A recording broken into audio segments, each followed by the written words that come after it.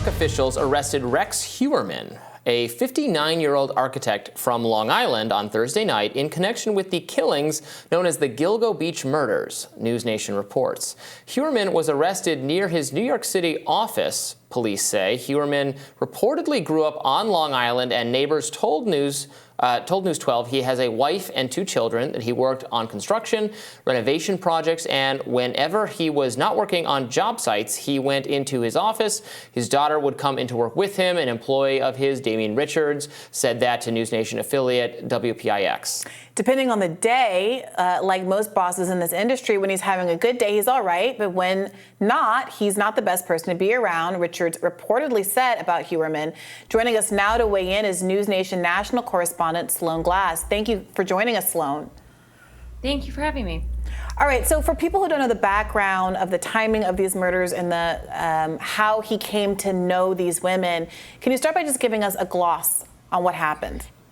Yeah, absolutely. So all of these women had the same occupation. They were all sex workers, and Heuermann got in contact with them using burner phones and finding ads on Craigslist. Now, for your first question about the timeline of events, all of these bodies were found between 2010 and 2011 along a stretch of Gilgo Beach.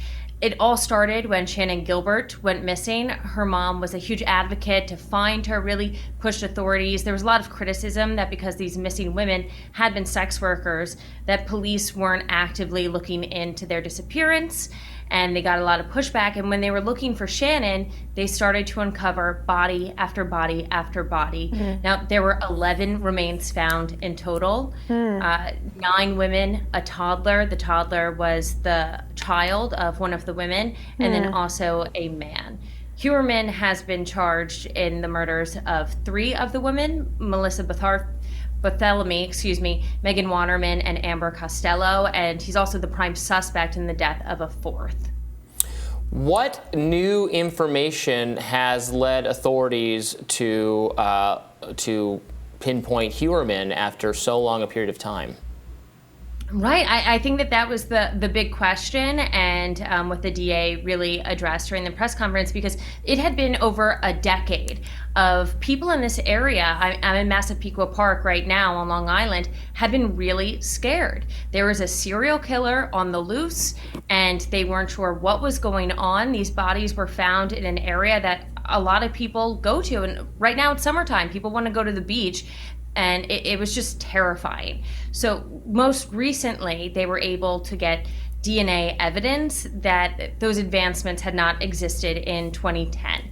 So Heuermann's wife's hair was found on 3 of these women. And then his DNA was eventually found after police had been watching him and had identified him as a suspect on a discarded pizza crust.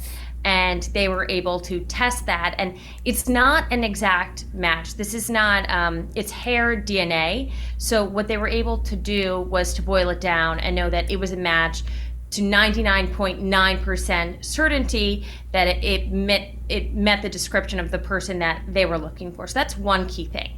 Another was a car. So Amber Costello, who is one of the victims, and he's charged in her murder, before she disappeared, she had created this rouse with a friend where a client would come and the friend would appear, pretend to be an outraged boyfriend, the client would leave, but they would still get the money. After she went missing, that friend went to the authorities and talked about the person who had came to their house, the car that they had seen, and Heuermann had a car that matched the description of the car. His physicality matched what the friend had said. He stands out. This is a guy who's 6'4", he's very large, and the friend had described him as an ogre, and the DA used those exact same words to describe him. Yeah, the New York Times coverage of this said that while some neighbors saw Mr. Heuermann as just another commuter in a suit, others found him to be a figure of menace. He glowered at neighbors while swinging an axe in the front yard of a low-slung, dilapidated house that parents cautioned their children to avoid on Halloween, and he was kicked out of Whole Foods for stealing fruit. We would cross the street, one neighbor said. If you saw him coming, he was not someone he was somebody you don't want to approach. So on top of those kinds of physical characteristics and personality characteristics, the police found an arsenal of more than 200 guns in a vault that he had downstairs in his home. Is that right? Right. So he has a permit for over 92 guns, and we watched a forensic evidence team bringing out just rifle after rifle after rifle, and they were doing that all day yesterday. Just the amount of physical evidence that they have accumulated is remarkable, but that's just looking for more details to help tie him to these cases. There's also the evidence that existed on his phones. You talked about him being a menace. I mean, it's a light word to describe this guy once you pull away the curtain. He had child pornography that he had been searching, a lot of sadistic material, torture-related Google searches, and then he also had this obsession with the case itself. He had been Googling, mapping the Long Island murder victims, Googling the case itself, and then when a special task force was launched, he was Googling about that task force, what information they had on the Gilgo murders. So frankly, some of the best evidence that investigators have is everything that he had on these burner phones. You said he had a lot of guns. Without being overly graphic, what is the theory of how the victims were killed? Was it with guns? No, it wasn't. And the three women who he's been charged in their murders were all found in a similar manner, not only just close to each other, but their bodies had been bound the same way. The bail application went into more detail about what he had done with those bodies, and it was gruesome, it was sadistic, and they had also all been wrapped in this camouflage burlap sack. And they think two things. One, he did that to help camouflage the remains, but also that because it's more ventilated, that they would decompose sooner.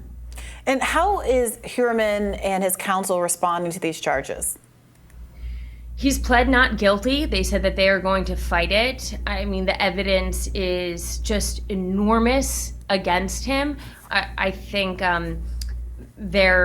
what they'll probably say is the DNA evidence is not strong enough, but this case is pretty rock solid, and they went in pretty quickly. They're going to continue to probably press more charges against him. I think the fourth woman who he has been charged as the primary suspect in her disappearance, murder charges, the DA said, are coming soon. And who knows about the other remains that they found. There could be multiple killers. Authorities have said that in the past. But they wanted to get him quickly because watching his patterns, authorities started to think that he was going to act again soon. You said the hair from the wife was found. Is there any indication of suspicion or knowledge on her part that's been discussed yet? No, not at this time. I think the implication was just, we have hairs all over us. And maybe, that was just something that had been on his clothing. She was also out of town every single time that these women disappeared, which is, frankly, another disturbing element of this, that you can map from travel logs that when his wife was out of town, these women went missing. Sloane Glass, thank you so much for joining us to discuss this story, and I hope you'll come back for any follow-ups. Yeah, absolutely.